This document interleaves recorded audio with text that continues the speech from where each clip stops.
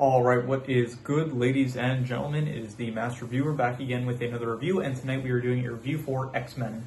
This is the third Marvel film that I am reviewing. It is not a rewatch because, once again, most of the earlier Marvel films I never watched, and so this is a first-time viewing for me. And so let us just get into it, starting off with the plot. So all the X-Men movies, they are very much, from what I'm aware of, from all the ones that I've seen, which is like Days of Future Past, Apocalypse. I think I may have seen another one besides that, but all the X-Men films, they have very strong themes of prejudice and like basically it's bad to judge people because of like who they are and stuff, and stuff that they don't control over being born with and stuff. So this movie definitely encapsulates that theme very well, and the plot is basically about how Magneto, he feels that mankind is not treating X-Men, not X-Men, we're not X-Men yet. Magneto feels that mutants are not treated well. So does Charles Xavier, who is the other protagonist of the film. But I mean, the film doesn't necessarily have if anyone's the protagonist, it would probably be Wolverine. So there is basically two schools of thought in this movie, where you have Magneto's view that is that humans we got to get rid of them because they're never going to treat us equally. Therefore, we have to be the ones to become the master race, basically. So, and you have Charles Xavier's school of thought, which is basically, no, we need to coincide with the humans even if they don't treat us right. That doesn't mean that we're supposed to fight fire with fire, basically. And so that is the moral conundrum of the film. And so the film kind of follows Rogue, who is this girl that she finds out that she herself is a mutant, where when she touches people, it drains their life force, and then in the case of mutants, she's able to temporarily use their powers. And so Rogue ends up after she runs away from her house because of her powers, and so she ends up meeting Wolverine. Wolverine being a mutant who is he has very strong regenerative abilities, as well as, I don't think that, so I didn't realize that like watching this film, I never realized that this was not part of his mutation, but he has an adamantium skull. His skull is like ingrained with the strongest metal there is in the Marvel universe. I think it's technically stronger than vibranium, and I'm pretty sure it's not part of his mutation, because I think from what they said in this film, it's like he underwent experiments where they added the adamantium to his skull. So I was unaware of that until this film. But so he has an adamantium skull, basically making him invincible, and even if he does take damage, he is able to regenerate very, very quickly. He also has the iconic metal claws coming out of his hands, and so Rogue ends up stowing away in Wolverine's truck. And so Wolverine and they are going together, and then out of nowhere they get ambushed by Sabretooth, who is a mutant working for Magneto. But then before he could actually he's going for Rogue, but they don't realize this yet. So that later on they think that he was going for Wolverine, but then he is going after Rogue. They are saved by Storm and Cyclops, mutants that are part of Professor X's School for Mutants, and so they end up going to the School for Mutants, where they end up finding out a bit more about like mutants and stuff, and what's going on with Magneto and all that stuff. They get aware, they are now aware of the situation, and the film is basically Magneto wants to capture Rogue because he wants to use her ability. He wants to give her his ability so that she will be the sacrifice. That he has a machine that will unleash radioactivity.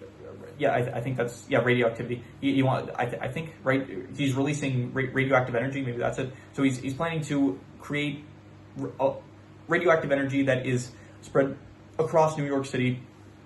That would cause all of there's like a summit going on in Ellis Island. I think it's Ellis Island. Yeah, Ellis Island in New York City, where he wants to give everyone their mutations as well, which will also just end up leading to them dying from, I don't know, it's kind of weird, like in the actual, like none of this actually follows like the laws of biology. I'm not assuming, I know for a fact, like none of this follows the laws of biology. It's like, okay, you're not going to get like mutations, you're just going to end up getting cancer from that much radiation. So there is a Senator Kelly, who he's like the main one that's trying to push for the discrimination. It's like a discrimination act against mutants, basically saying that mutants will be required to like identify themselves to the government and stuff, and so violating a lot of rights to privacy, definitely. So he ends up getting captured by Magneto and the mutants that Magneto is working with, which include Sabretooth, Toad, Mystique, and so he ends up undergoing a mutation of himself that Magneto triggers,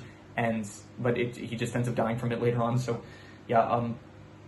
So anyway, that is his plan, but he himself doesn't want to be the actual sacrifice, which Wolverine even alludes to. He's like, oh, if you were truly righteous, you would be the one sacrificing yourself, not sacrificing like a rogue, or I think he may have said like it more dramatically, like, oh, you wouldn't be sacrificing a girl, like a little girl, or something like that. So, yeah. And so you have Magneto, who is trying to sacrifice Rogue, and so the rest of the film is basically the X-Men have to go save Rogue after Rogue is captured by Magneto and his like the rest of the mutants that he's with. So yeah, that's the rest of the film, and then they succeed. They managed to save Rogue, and you had Mystique, who she got stabbed by Wolverine, but she managed to survive, and so she ends up disguising herself as Senator Kelly, where she basically retracts her statement. She, as Senator Kelly, retracts the statements about the law like that would discriminate against mutants, kind of. So that is the film in a nutshell, kind of. And so I would give the plot probably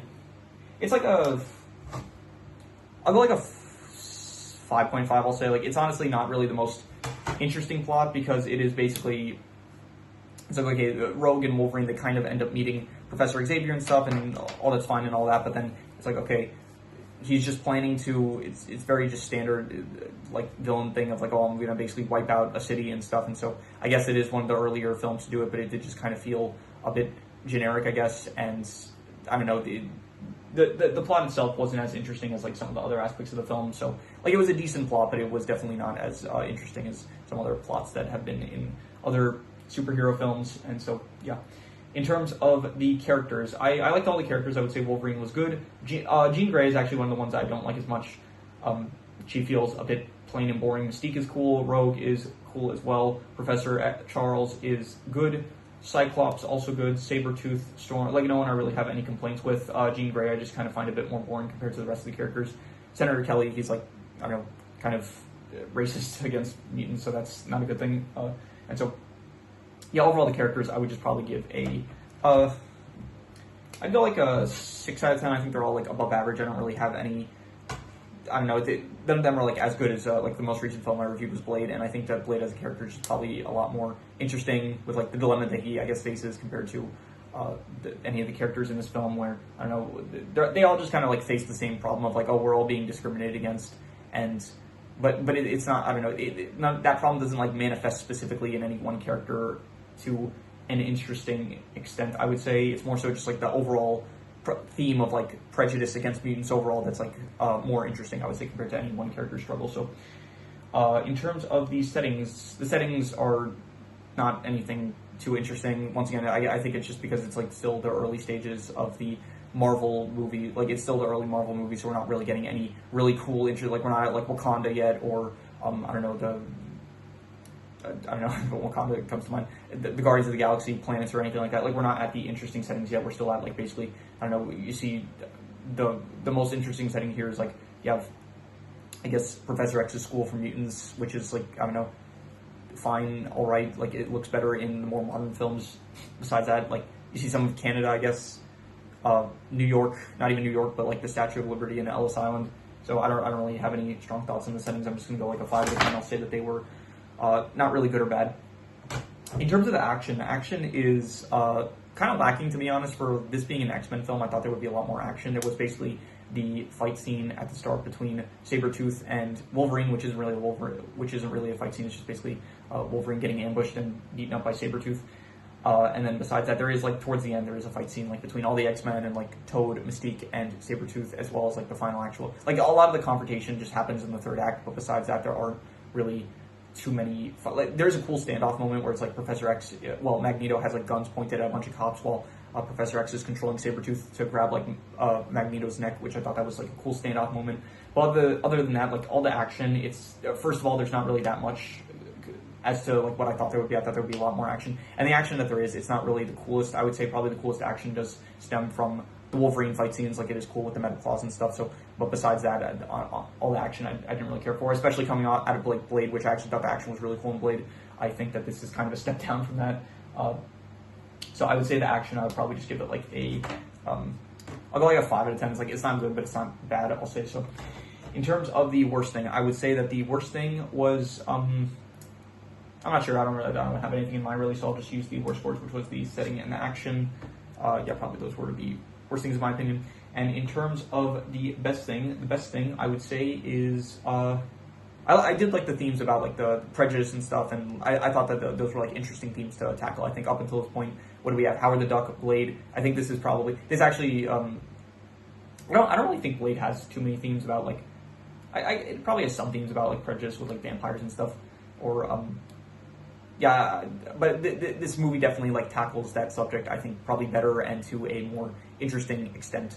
So definitely, I would say that the prejudice themes, they were very good. I'd say like a 7.5 I'd give it. So yeah, that is all the scores. And just one extra note that I wrote down, which was I did like the fact that the more visual mutants, like specifically Sabretooth, Mystique, Toad, the mutants that actually like look visually more distinct, like basically the mutants where it's like if they lived in everyday society, like people would see them and then be more prejudiced towards them. So I like the fact that they're the ones that are working with Magneto. Kind of shows that they're the ones that became more what did I write down? Radicalized, yeah. They became more radicalized mutants because of the way that they were treated in society, probably because they couldn't really avoid, like, all the other mutants that have powers that are, like, they can kind of hide if they just don't use them. It's like someone that, here, Kitty Pryde, she can, like, walk through walls, and so she, if she just doesn't walk through walls, it's like she's not gonna really face that much discrimination, or, like, Bobby, who was able to, like, create, snow or ice out of, like, nothing, probably, like, the moisture in there or something like that, whatever the, explanation used for it. They, like, he, or like even Cyclops and Storm, it's like these characters, if they don't use their powers, it's like no one would really know that they're mutants, but someone like Sabretooth